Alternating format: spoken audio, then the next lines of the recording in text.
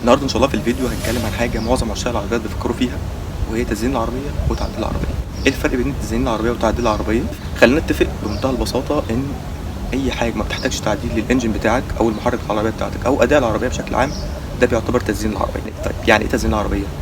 تزيين العربيه بينقسم لجزئين، يا اما جزء خارجي يا اما جزء داخلي. الجزء الداخلي في ناس كتير جدا بتحب تحط لاينرز، بتحب تحط اضاءات ليد لايتس، بتحب ان هي ممكن اوقات تغير الستيرنج ويل نفسها، وبتحب كمان ان هي ممكن تغير الفرش.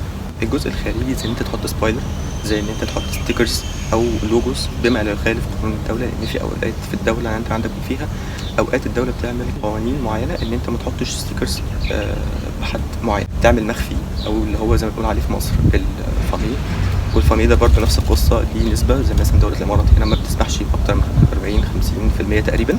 التزيين الخارجي او الاكسترنال بادي بيكون متعلق دايما بالاجزاء اللي احنا ممكن نضيفها او ان احنا ممكن نغيرها بشكل بسيط في الجسم بتاع العربيه، زي مثلا ان احنا نغير الجنود او الريمز، نجيب اكبر نجيب اصغر، نغير شكل الكبوت بتاع العربيه ونجيب كبوت. في ناس تحب تجيب كبوت او اللي هو الانجن كفر بيبقى عليه فتحات تهويه، او الفينز او الشارك فينز او الجريلات اللي بنقول عليها، كانك بتعمل فتحه كومبريسور في العربيه تدي شكل برضه. تركب سبويلر، زي ان انت تركب فتحه سقف، زي ان انت تركب كاميرا او سنسورز للباركينج. تعديل العربيه وده الجزء الاصعب شويه، وده اللي بيحتاج في الغالب جدا لتصاريح تجيبها من الدوله اللي انت فيها عشان خاطر العربيه بتاعتك تبقى اسمها عربيه معدله. تعديل العربيه اول حاجه مشهوره جدا العربيات فيها في الوطن العربي ان انت تسقط محرك.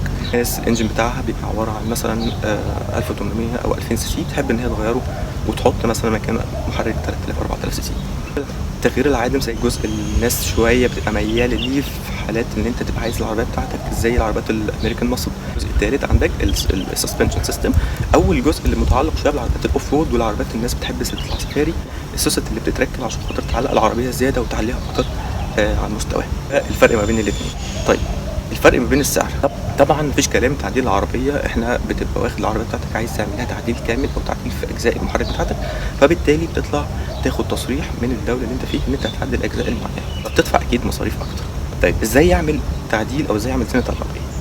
الناس في الموضوع ده بتنقسم جزئين، يا اما واحد بياخد الصوره زي ما هي اللي عايز التعديل اللي عايز يعمله ويروح للجراج او الورشه ويقول له انا عايز اعمل تعديل زي ده، فبيقول له انت هتتكلف كذا. الجزء الثاني بيجيب هو القطع اللي عايز يركبها وبيروح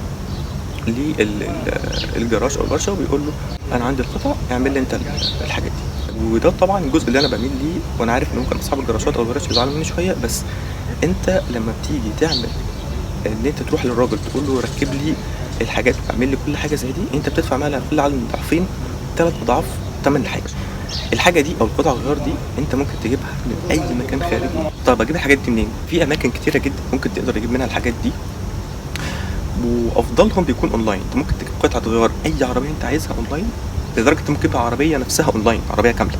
فالافضل انت بتنزل تتعب نفسك شويه تجيب قطعه غيار انت عايزها، تروح لاي جراج وورشه وانت واثق منها او موثوق منها، تقول له غير لي الكلام ده. اخر نقطه احب اختم بيها الفيديو بتاعي دايما يا شباب، الامان. حاول دايما ما تمسش الجزء بتاع السيفتي بتاعك، يعني مش لازم لما تجيب عربيه وتعلي فيها سسبنشن سيستم تعليها بدرجه تخلي الموضوع الريسك فيه عالي جدا. العربيات كل ما نزلت على الارض وكل ما عليتش بدرجه معينه كل ما كان السيفتي بتاعها احسن. السوبر كارز كلها لو خدت بالك بتنزل على الارض. بوجاتي السبويلر بتاعها لما بتيجي تعلى عن سرعه معينه السبويلر بيفتح اوتوماتيك وبيضغط على جسم العربيه بحيث ان العربيه تبقى قريبه اكتر من الارض. تعديل المحرك او تغيير الانجن بتاعك، الموضوع ده مهم جدا. ان انت تسقط موتور جوه عربيه، تجيب موتور بدل ما انت مثلا الموتور بتاعك 1800 او 2000 سي سي تجيب حاجه 5000 و6000 سي سي او 7000 سي سي. انت كده بتحمل جسم العربيه بتاعتك فوق طاقتها، وبيخلي العربيه بتاعتك جسمها ضعيف جدا قصاد المحرك بتاعك، فبتبقى لا قدر الله عرضه ان انت تعمل حوادث. ربنا يكفينا كلنا شر الطريق ويحافظ علينا. ما تنسوش لو الفيديو عجبكم تعملوا سبسكرايب في اليوتيوب شانل، وتتابعوني على الانستجرام اكونت شهاب عبد المجيد. السلام عليكم.